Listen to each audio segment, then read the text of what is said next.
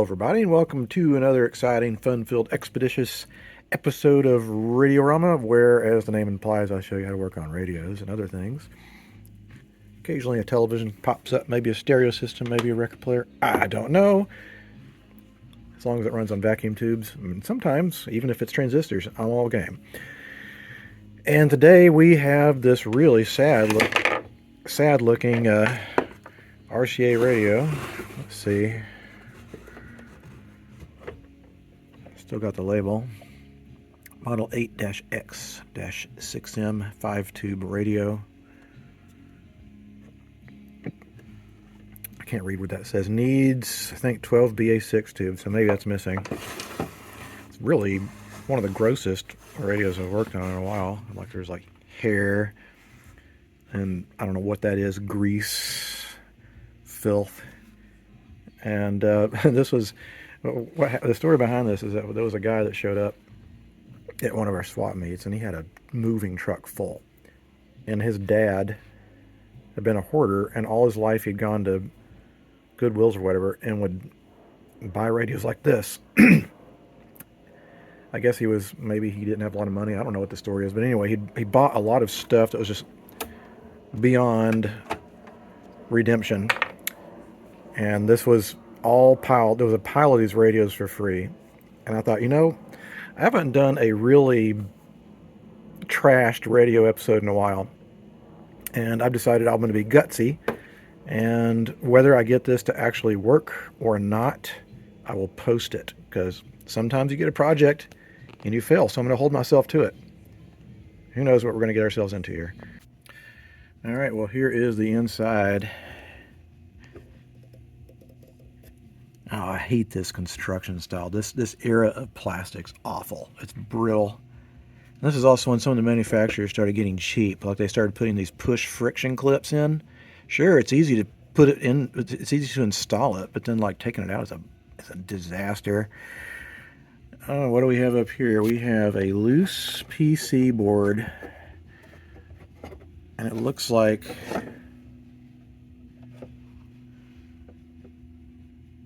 I can't believe they designed it this way. There's literally one screw holding it all in, and that mount up here is broken.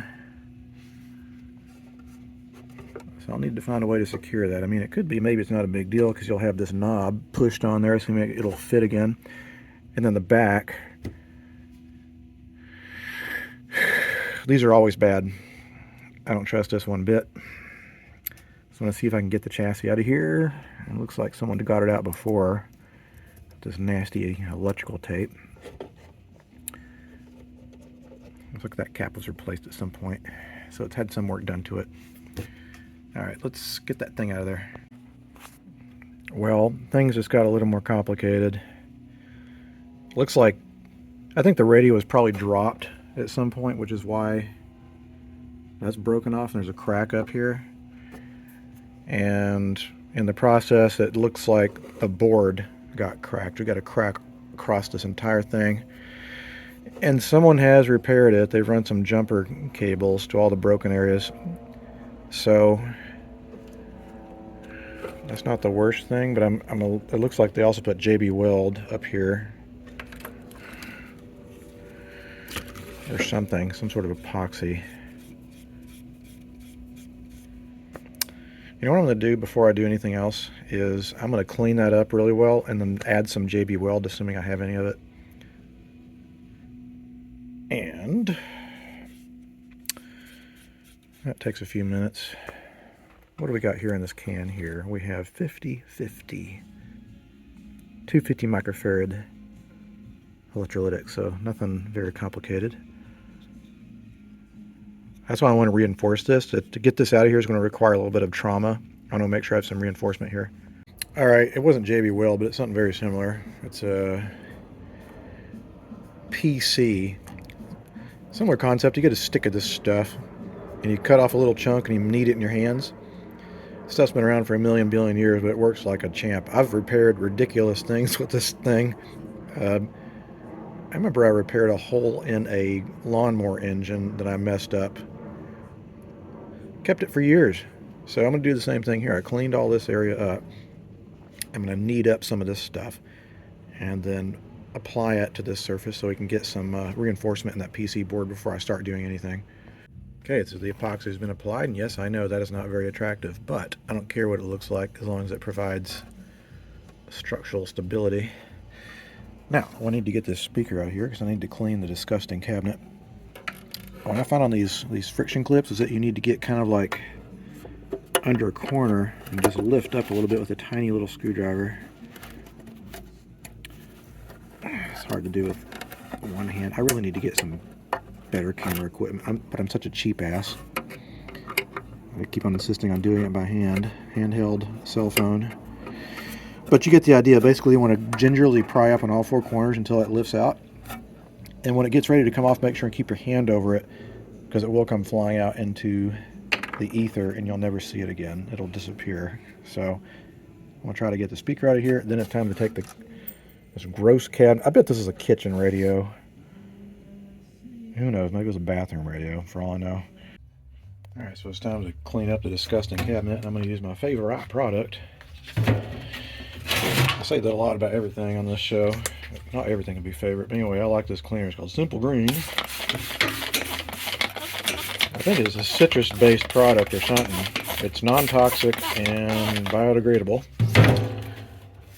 So I have no problem like doing this in my sink. What I'm going to do is get out my little paintbrush here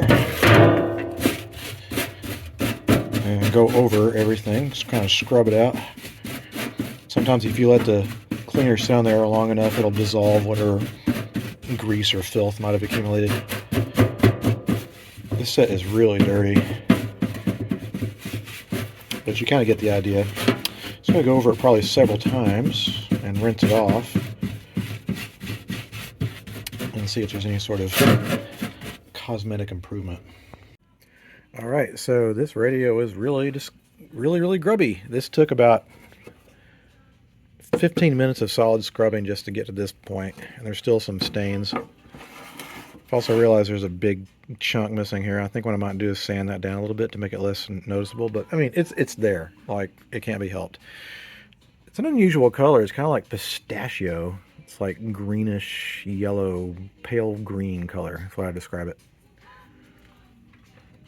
Oh, goody. That is curing nicely. I think I'll see how easy it is to remove this guy. Otherwise, I might have to wait until tomorrow to do any more work on it. Okay, last thing I'm going to do for the evening is see if I can replace the electrolytic capacitor. I feel like I spent all that time scrubbing that cabinet that surely to God. Bare minimum is that the radio should start working. So this is going to be a little bit tricky. I'm going to get out my solder sucking tool, which is this guy. Basically prime it and release it. And what we're going to do is remove solder here, here, and there. And this is our common negative right here. These two are positives. So nothing that complicated. And so we'll remove that old capacitor and see if we can install some new ones and get it at least barely working. Okay, I've done the bare minimum here. And so now it's time to try it out. I have it run up through my isolation transformer, and it looks like at least we have pilot here, so that means maybe the filament string is working. So far nothing's blowing up, so I don't think I put anything backwards with the speaker crudely wired in. Ready to yank the cord at any minute.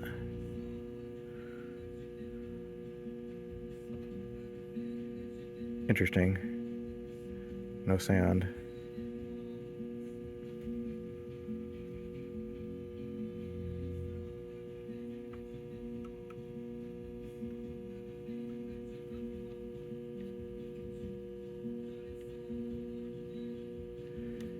Well,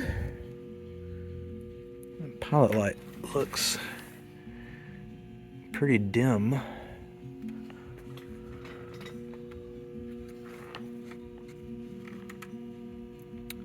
No sound, so something's not happening here. I think I might have a bad connection. Alright, what it was is that I hadn't properly soldered this connection back.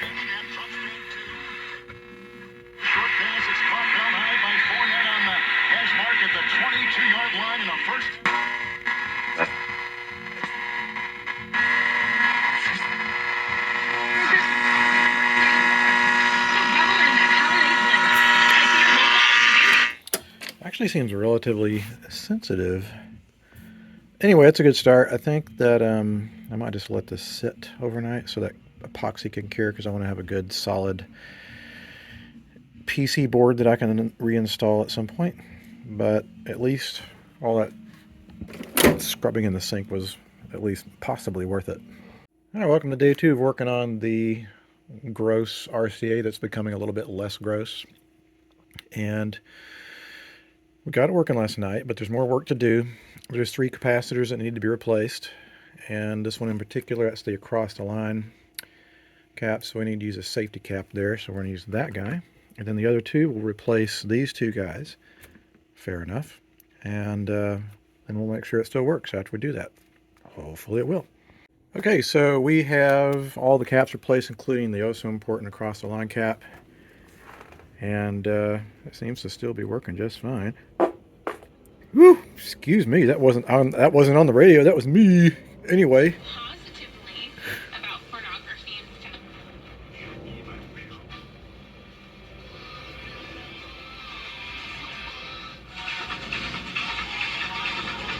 The other thing I did too is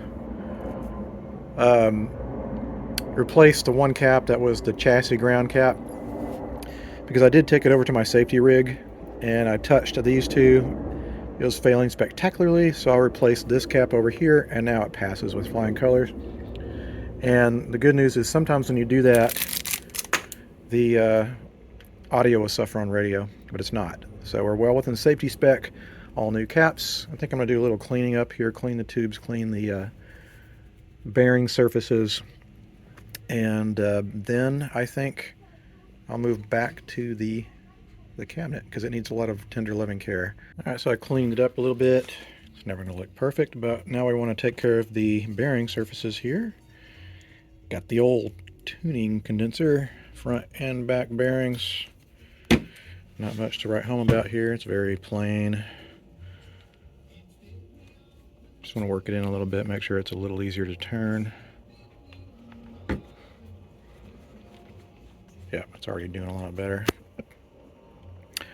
For some reason it seemed like the volume pot was totally fine. It wasn't making any scratchy noises or anything. But I do want to oil the mechanism a little bit so it's a little easier to turn. Feels nicer. That's good. Anyway, color me surprised that it works as good as it does versus how it looks. But I guess you can't judge a book by its cover. So now it's time to move on back to the cabinet, because depending on if I can resuscitate that cabinet, then I will proceed with the next step, which is adding an audio input feature so that the future owner can listen to their music. Now, the first thing I want to do is stabilize this crack here. It's not a big crack, but it's a crack just the same. And what you want to do in things like this is you kind of pry it up just gently like that. Put a little super glue in it, close it back up. It's better to do it on the inside. That way you don't have a gooey mess in the top. I'm not going to film doing that because it requires a little bit of concentration. But we're going to do that, and then I usually put a piece of metal tape underneath it, so it's just a little more reinforcement. You know, a lot of people will pick up the radio like that, so I'd rather that be a good solid repair. Okay, so I've wired this up.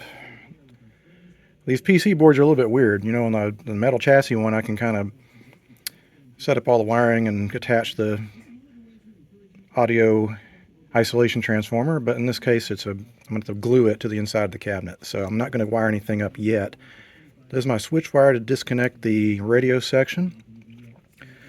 This is the wire that's going to go to this isolation transformer. It'll go to this side here. We have a resistor that's half the half the value of the volume pot's resistance, and a 0.02 rated cap that will make sure that leaving the isolation transformer in circuit won't interfere with the set's AGC, or automatic gain control system. So I've done all I can do here. I like to manufacture these guys outside of cabinets because it's easier to connect things instead of having to solder inside the cabinet.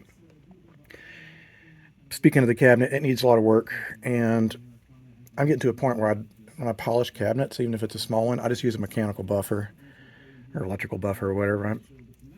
I swear if I keep doing this, I'm probably going to get arthritis because after I get done with it, my hands are really sore. So I'm going to let the machine do the work. So let's go get the cabinet and get all set up with my plastic polish material. You know, I'm not sure about some of you middle-aged guys. I've been wearing glasses since I was a kid, and I find the eye doctor said this is normal, but now I find I can see things a lot easier up close without my glasses. It used to be I wore them all the time. So I need to get I need to get some of those old man straps that goes around your glasses so I can wear them around my neck instead of haphazardly laying them everywhere. All right, so what I'm going to use is that looks like baby crap. That's not what that is. What that is Novus number 2 fine scratch remover. I've been using it for years. It's about 20 bucks for a big jug like that, and that lasts me about maybe a year and a half. And I have my Porter cable orbital buffer. This pad's just about on its way out. I've probably had this about 3 months. But I'm going to use it on this case. I used to use my hands, but it's just like it was killing me. So I'm going to go like gangbusters on this thing. It's very scratched up from when I was scrubbing it to get all the gunk off of it. Well, crap. The front's starting to look okay, but that top, I'm not sure if you can see this in the video, but this wasn't my doing. I think someone seriously went after this thing with heavy sandpaper. The sides are fine, but that top, part of the side too, I think someone tried to clean it. Some weird kind of like dimpling going on that plastic. I wonder if someone spilt something on this guy and someone tried to scrub that out. I'm trying to figure out what I can do here.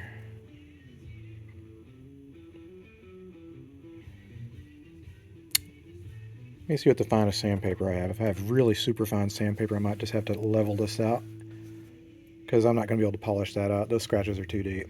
Whew. All right, so I used some steel wool to hopefully knock down some of these deep scratches. So I'm going to go over it again with Novus. My arm is going to be sore tomorrow. That was a lot. But anyway, hopefully that'll make an improvement. Better, but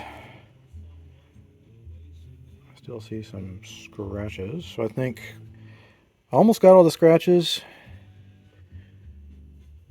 but not quite. In fact, I'm going to do something that I've seen people do when they point out areas that need, let's see, that's pretty bad. That's also pretty bad. That area.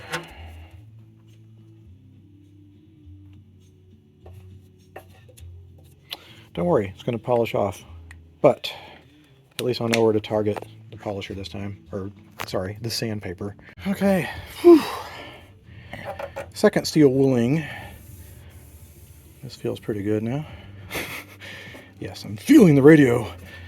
But I'm going to give it one more pass with the orbital buffer. Maybe two. I don't really feel like doing any more steel wooling. That's very taxing on my hands.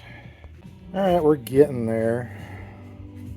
Still not perfect, and my buffer, this is what happens when I get old. The pad's about to come off. Let's see what I can get out of this thing. Might be done. Might have to do by hand, which I hate. Well, that is it for that pad, but luckily I was able to make it last long enough to get most of the scratch is gone. It's looking pretty good now. The only area that needs a little work is right here, and I can just do that by hand. I did sand this down a little bit so that break is not as noticeable. I mean, yeah, it's clear that there's a chunk missing, but given the waviness of this radio, the design, I don't think that's going to hurt it that much as far as someone thinking it's cool. That's the number one thing. We want to find a new home for these guys.